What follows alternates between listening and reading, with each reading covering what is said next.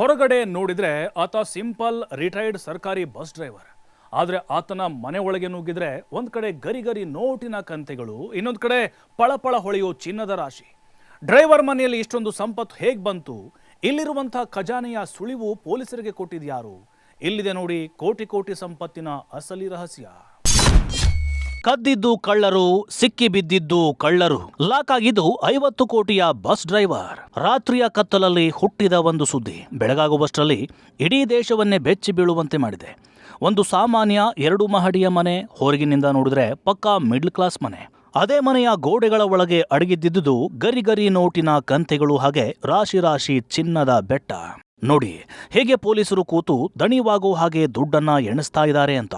ರಾತ್ರಿ ಕಳೆದು ಬೆಳಗಾದ್ರೂ ಪೊಲೀಸರ ದುಡ್ಡಿನ ಲೆಕ್ಕಾಚಾರ ಮಾತ್ರ ಮುಗಿದಿರಲಿಲ್ಲ. ಈ ರಾಶಿ ರಾಶಿ ನೋಟುಗಳನ್ನ ಎಣಿಸೋದಕ್ಕೆ ಬರೋಬ್ಬರಿ 5 ಕರೆನ್ಸಿ ಎಣಿಕೆ ಯಂತ್ರಗಳನ್ನ ತಂದಿಡಲಾಗಿತ್ತು. ಆ ಮಷಿನ್ಗೂ ಎಣಿಸಿ ಎಣಿಸಿ ಸುಸ್ತಾದ ಹಾಗಿತ್ತು. ಕೊನೆಗೂ ಸಿಕ್ಕ ಲೆಕ್ಕ 500 ಕೋಟಿ ರೂಪಾಯಿ. ಇದು ಒಂದು ಕಡೆ ಆದರೆ, ಇನ್ನೊಂದು ಕಡೆ ಮನೆಯಲ್ಲಿ ಸಿಕ್ಕ ಚಿನ್ನವನ್ನ ಲೆಕ್ಕ ಹಾಕಲಾಗಿತ್ತು. ಅದು ಬರೋಬ್ಬರಿ 15 ಕೆಜಿ ತೂಕ. ಇದೆಲ್ಲ ನೋಡಿ ಪೊಲೀಸರೇ ಬೆಚ್ಚಿ ಬಿದ್ದಿದ್ದಾರೆ. ಅಷ್ಟಕ್ಕೂ ಈ ಪರಿ ಸಂಪತ್ತು ಸಿಕ್ಕಿರೋದು ಪಶ್ಚಿಮ ಬಂಗಾಳದ ಬಿರ್ಭೂಮ್ ಜಿಲ್ಲೆಯಲ್ಲಿ ಸಾರಿಗೆ ಬಸ್ ರಿಟೈರ್ಡ್ ಚಾಲಕ ಮಿನಾರ್ ಮೊಂಡಲ್ ಮನೆಯಲ್ಲಿ. ಡ್ರೈವರ್ ಮನೆಯಲ್ಲಿ ಇಷ್ಟೊಂದು ಹಣ ಹೇಗೆ ಬರೋದಕ್ಕೆ ಸಾಧ್ಯ ಅನ್ನೋ ಪ್ರಶ್ನೆ ಎಲ್ಲರಿಗೂ ಕಾಡಿತ್ತು.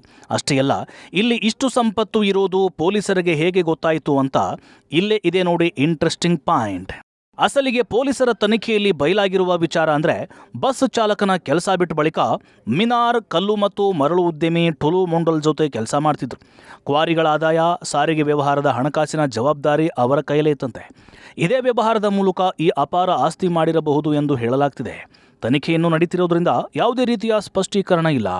ಈ ದಾಳಿಯ ಬಳಿಕ ಮೊಂಡಲ್ ಹೆಸರು ಮತ್ತೆ ದೊಡ್ಡ ಮಟ್ಟದಲ್ಲಿ ಸುದ್ದಿಯಾಗಿದೆ. ಕಾರಣ 2024ರಲ್ಲಿ ತನ್ನ ಮಗಳ ಮದುವೆಗೆ ಬರೋಬ್ಬರಿ 100 ಕೋಟಿ ರೂಪಾಯಿ ವೆಚ್ಚ ಮಾಡಿದ್ದಾರೆಂಬ ಆರೋಪ.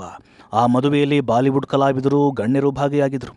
ಆಗ ಇಷ್ಟು ದುಡ್ಡು ಎಲ್ಲಿಂದ ಬಂತು ಅನ್ನೋ ಪ್ರಶ್ನೆ ಕೇಳಿದವರು ಹಲವರು. ಆದರೆ ಉತ್ತರ ಮಾತ್ರ ಯಾರಿಗೂ ಸಿಕ್ಕಿರಲಿಲ್ಲ.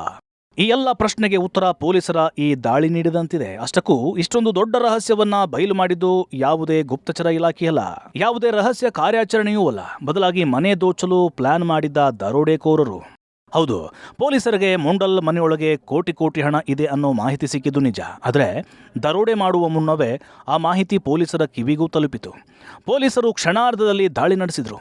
ದರೋಡೆ ಆಗಲಿಲ್ಲ, ಆದರೆ ದೇಶವೇ ಬೆಚ್ಚಿ ಬೀಳುವಷ್ಟು ದೊಡ್ಡ ಹಣ ಮತ್ತು ಚಿನ್ನದ ಗುಟ್ಟು ಬಯಲಾಯಿತು.